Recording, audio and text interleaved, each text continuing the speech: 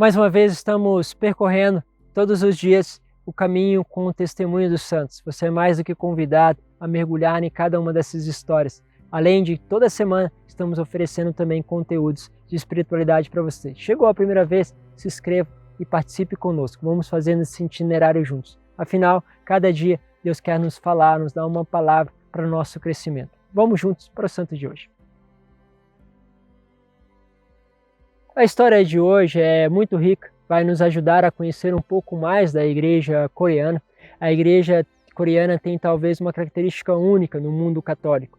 Foi fundada e estabelecida apenas por leigos. Ela surgiu a partir dos contatos anuais das delegações coreanas que visitaram Pequim, na China, nação que sempre foi uma referência no Extremo Oriente para a troca de culturas entre elas. Foi ali que os coreanos conheceram o cristianismo, especialmente através de um livro que falava sobre a verdadeira doutrina de Deus. E um leigo que inspirou-se nela para depois fundar a primeira comunidade presente ali na Coreia. Depois, as visitas na China continuaram e os cristãos coreanos foram informados pelo bispo de Pequim de suas atividades, precisavam seguir a hierarquia e a organização ditada pelo Vaticano, a Santa Sé de Roma.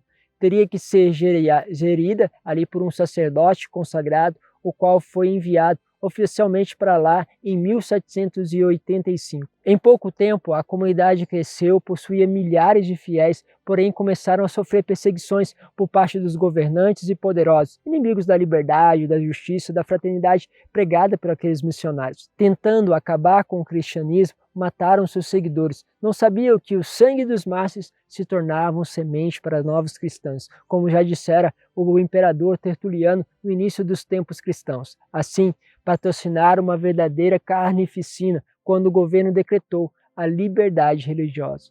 Foram nada menos do que 10.000 mártires. Dessa igreja canonizou-se muitos outros que foram agrupados em uma só festa, liderados ali por Santo André, o primeiro sacerdote e mártir coreano. André nasceu numa família de nobreza coreana, profundamente cristã. Seu pai, por causa das perseguições, havia formado uma igreja particular em casa, nos moldes daqueles que os cristãos que estavam ali no começo da igreja formaram. Eles ali rezavam, pregavam o evangelho e recebiam os sacramentos. Tudo funcionou até ser denunciado e morto aos 44 anos por não renegar a fé em Cristo. No dia do ocorrido, André tinha 15 anos e sobreviveu com seus familiares e graças à ajuda de missionários franceses que os enviaram para a China, onde o jovem se preparou para o sacerdote e retornou como diácono depois de uma viagem perigosa tanto na ida quanto na volta, num clima de perseguição, foi para Xangai, onde o bispo ordenou sacerdote. Devido à sua condição de nobre, conhecedor dos costumes e pensamentos local, obteve ótimos resultados no seu apostolado de evangelização, até que, a pedido do bispo, o missionário francês seguiu em comitiva num barco clandestino para o encontro com as autoridades eclesiásticas em Pequim, que aguardavam documentos coreanos a serem enviados ali pelo Vaticano. Foram então descobertos e presos. Outros da comunidade foram localizados, inclusive os seus parentes. E justamente por ele ser nobre, ele foi interrogado até mesmo pelo rei no intuito que ele renegasse a fé e denunciasse seus companheiros. Isso ele não fez e foi severamente torturado por um longo período e depois morto por decapitação em Seul, na Coreia. Na mesma ocasião, foram martirizados 103 homens, mulheres, velhos e crianças, sacerdotes e leigos, ricos e pobres. De nada adiantou, pois a jovem igreja coreana floresceu com os seus mártires. Em 1984, o Papa então João Paulo II, cercado de uma grande multidão de cristãos coreanos, canonizou o Santo André e os seus companheiros. Uma festa que fica marcada para a igreja coreana, que foi fundada sobre o sangue de grandes homens, pelo martírio de homens, mulheres, velhos, jovens, crianças que dedicaram a sua vida por esta terra.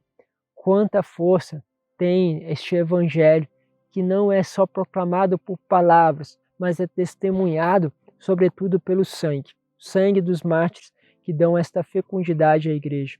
Por isso, rendemos também toda a gratidão a todos esses homens e mulheres que doaram a sua vida ao ponto de realmente testemunhar com o próprio sangue aquilo que eles acreditavam. Que Deus nos dê esta graça, a graça de realmente sermos determinados, constantes e que possamos realmente consumir a vida por um ideal.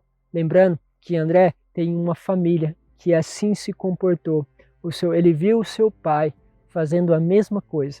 Sem dúvida, quando ele chegou perto do martírio, deve ter se lembrado do exemplo de seu pai e o seguiu, aquilo que era o seu caminho para a eternidade.